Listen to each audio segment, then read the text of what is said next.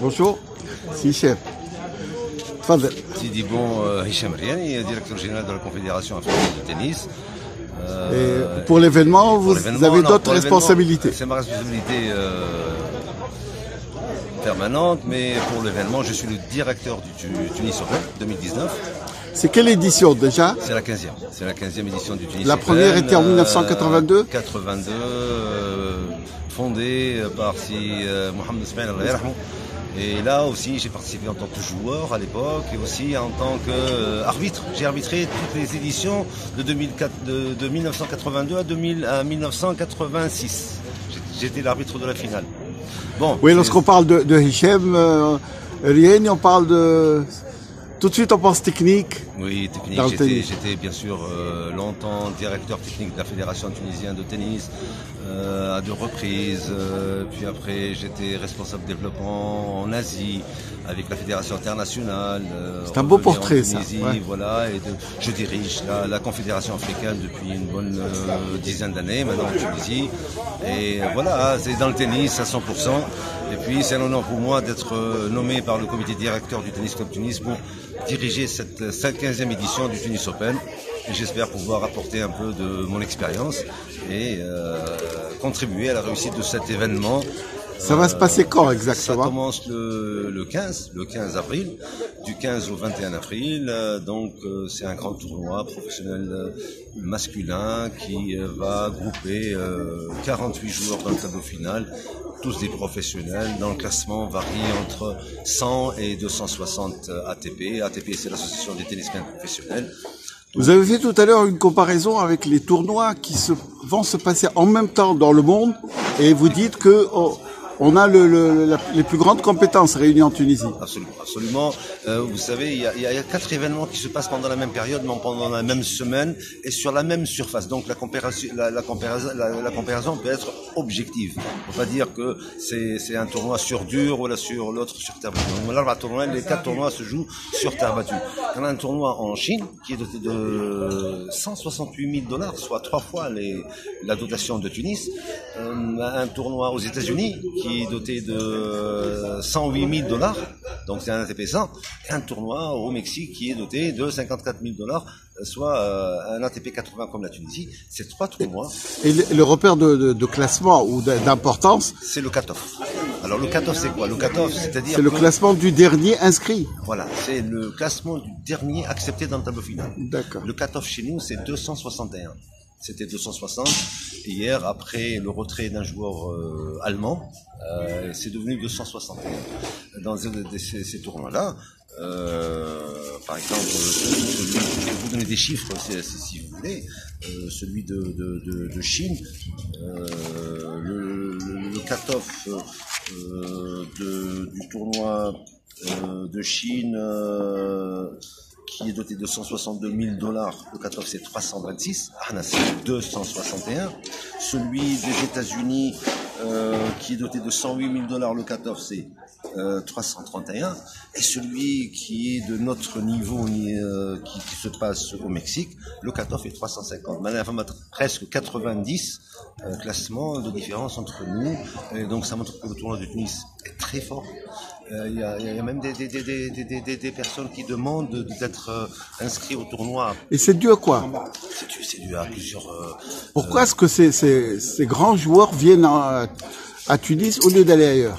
On vient parce qu'on trouve les meilleures conditions, d'une part. Aoul Haja, c'est les meilleures conditions d'organisation, d'hébergement, d'accueil, de transport, le climat aussi. Le climat, la proximité.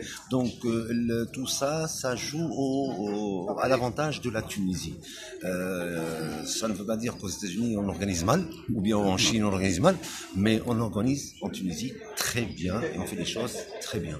Et voilà, c'est grâce aux compétences tunisiennes, à l'expérience. Et la Tunisie, c'est un pays qui est toujours... Ça c'est la bonne note, mais la mauvaise note, c'est que Jazil, il ne participe pas. Jazil, il ne participe pas, ne s'est pas inscrit, il ne peut pas s'inscrire déjà pour le tournoi. Il n'a pas le droit de s'inscrire parce qu'il était top 50 quand le dernier délai des inscriptions se fait. Avec un wildcard, c'est possible. Il ne peut jouer qu'avec une wildcard, une invitation exceptionnelle. Donc lui, il est inscrit systématiquement au tournoi de Monte-Carlo. parce que c'est l'ATP 100. Et là, quand la liste Monte Carlo, c'est en même temps, c'est à la même pendant la période. même semaine. Donc, quand la liste est apparue, il se retrouve 5 ou 6 dehors du tableau final. Donc, nous autres Tunisiens, on veut que Malik Jaziri vienne. C'est pour ça qu'on va tout mettre afin de garder une nouvelle carte au dernier moment pour la laisser éventuellement à Melbeli, dans le cas où il ne serait pas accepté. Donc il peut rejoindre le tournoi en cours de tournoi. Le tournoi commence le 15. Le tirage au sort aura lieu le 14. Et Malik Jaziri, il saura si il va, oui ou non, jouer à Monte-Carlo vers le vendredi 13, je crois. Ça tombe un vendredi 12 d'accord, ou 13. c'est pas encore confirmé. Donc, alors qu'il est en train de participer à Marrakech, ou pas, au Maroc. Marrakech, il est accepté, bien entendu, parce que c'est un ATP 250. Donc, il commence son match. L'année dernière, il a joué à Marrakech et ensuite il est venu à Tunis. Voilà, l'année dernière, il a fait un très bon résultat à Marrakech. Il est allé jusqu'en quart de finale, je crois. Il est venu en Tunisie, passer un tour, et après, malheureusement, il a eu cette mésaventure de manque de concentration avec un petit problème de santé. Mais cette année, ça va être pratiquement la même chose. J'espère le voir parmi nous à Tunis. Et aussi, sans être égoïste un peu, s'il sera accepté à Monte-Carlo, on lui souhaite beaucoup de chance, parce que Monte-Carlo, ce n'est pas à la portée de tout autre joueur, et lui restera toujours notre porte-fanion, porte-drapeau tunisien. Le voir à Monte-Carlo représenter sa personne et la Tunisie, c'est encore un honneur pour nous. On va pas lui dire non, il faudrait venir en Tunisie, même si tu as accepté Monte-Carlo. Donc il faut comprendre ça. D'accord. Sinon, en dehors de Melk, les autres joueurs tunisiens. Skander Mansouri qui est en train de faire de très bons résultats ces jours-ci. Il est actuellement en Espagne en train de préparer cet événement. Il a été accepté dans le tableau final grâce à son classement ITF.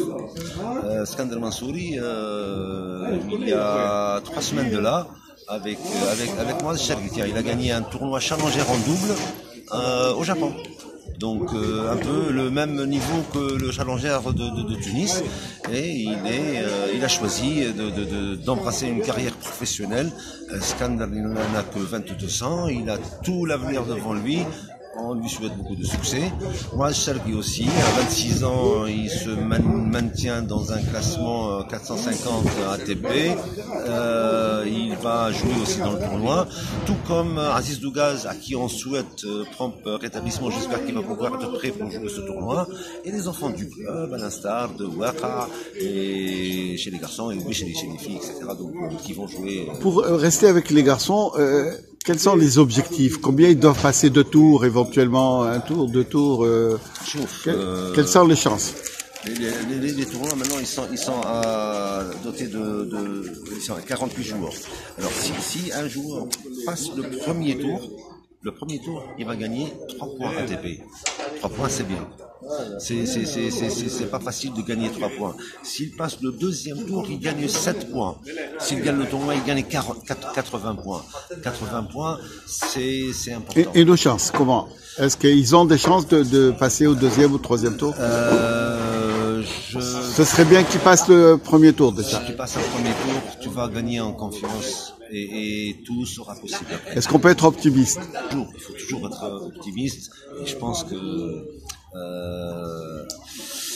passer les tours les plus difficiles sont les premiers tours, surtout pour les challengers. Pour les outsiders comme nos joueurs, ils vont jouer avec moins de pression, donc ils ont des chances de pouvoir gagner n'importe qui et n'importe quoi. Merci, chef. C'est gentil. Merci à vous.